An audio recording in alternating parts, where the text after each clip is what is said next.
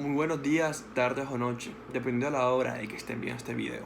Mi nombre es Eduardo Redondo y soy un abogado colombiano que hoy le responderá unas preguntas sobre un tema de suma importancia y que nos incumbe a todos los colombianos y a cualquier otra persona interesada en que no se olviden, en que no se silencien, en que no se callen las otras voces de la historia que se está escribiendo hoy en día en la actualidad de este país, que es el COVID-19 en Colombia y los estados de emergencia. La primera pregunta que responderé hoy es si considero que el estado de emergencia en torno al COVID-19 ha tenido repercusiones en los sectores más vulnerables de la sociedad colombiana.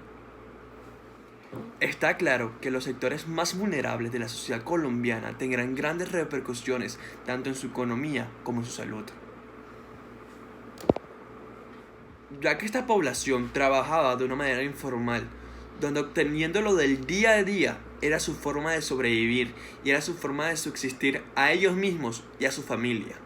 Y de manera, con el decreto de la cuarentena y las limitaciones con la circulación de cada persona, esto ha sido un limitante, donde estas personas han dejado de laborar, o eso han creído, porque lamentablemente estas situaciones los lleva al límite de romper estas normativas para buscar una forma de obtener ganancias y subsistir, como he dicho, a ellos y a su familia en este tiempo de cuarentena.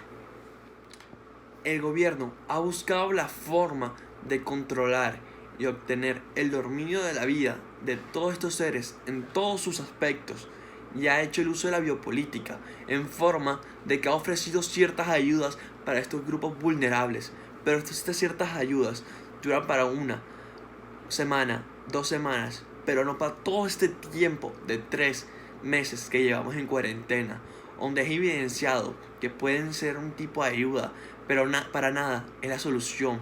Pero igualmente la población se ha dejado dominar en estos aspectos de toda su vida por el uso de estas. También, por otra parte, una manera en la que se ha visto afectada esta población vulnerada es porque el gobierno vive en un neocolonialismo donde se le ve más importancia a las empresas multinacionales y vivimos un dominio sobre estas. Esto fácilmente se vuelve un ejemplo de clientelismo, ya que se ven beneficiadas partes de grandes élites, el Estado, otros tipos de empresas, pero fácilmente la gente se olvida del grupo más vulnerable de Colombia. Y cuando se acabe todo esto, fácilmente pueden ser olvidados y pisoteados, diciendo que sí se ofrecieron ayudas y que el gobierno estuvo ahí, pero jamás se le dio la solución para el sufrimiento y la tristeza que pasaba a esta gente. La segunda pregunta que contestaré es: de acuerdo a su criterio, ¿los derechos humanos se respetarán en torno al marco de excepción que se plantea por las instancias gubernamentales? No, en su totalidad no, ya que en los estados de excepción existen derechos intangibles que no pueden ser tocados ni cambiados, pero existen otros que pueden llegar a ser limitados.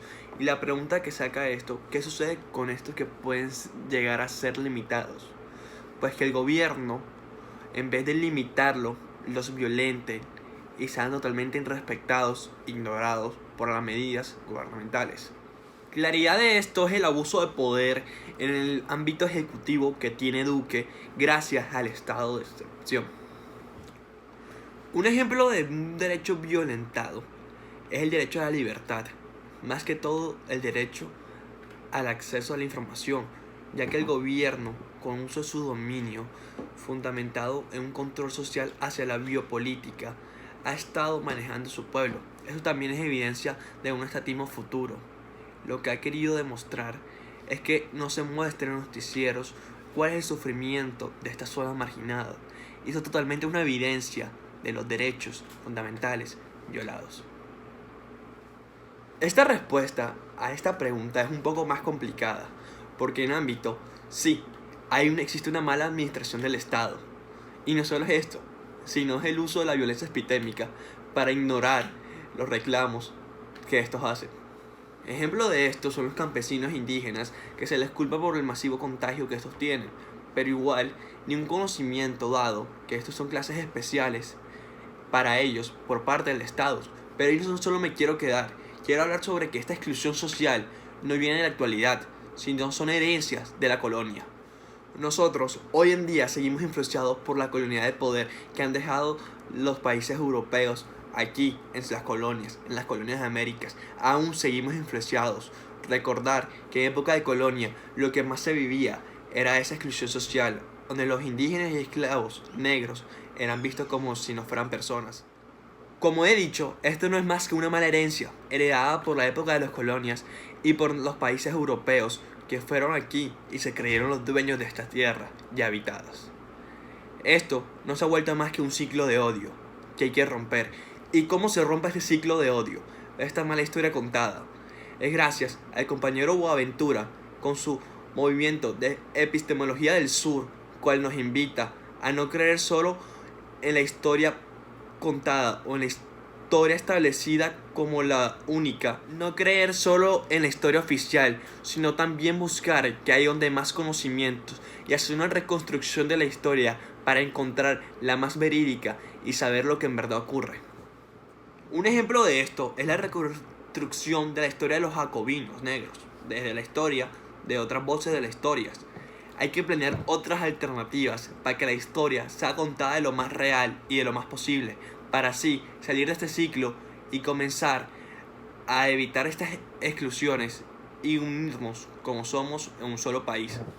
Tenemos como población comenzar a evitar el pluralismo, comenzar a evitar el dominio y comenzar a evitar que el gobierno use biopolítica para generalizar un control social. Tenemos que despertar, tenemos que comenzar a escuchar las otras voces de las historias, comenzar a creer, dejar de ser eurocentristas y comenzar a pensar que nosotros sí podemos. Así que por eso, en mi pensamiento, la única forma de salir de este ciclo y de salir de esta exclusión social es despertar y comenzar a escuchar las verdaderas voces de las historias.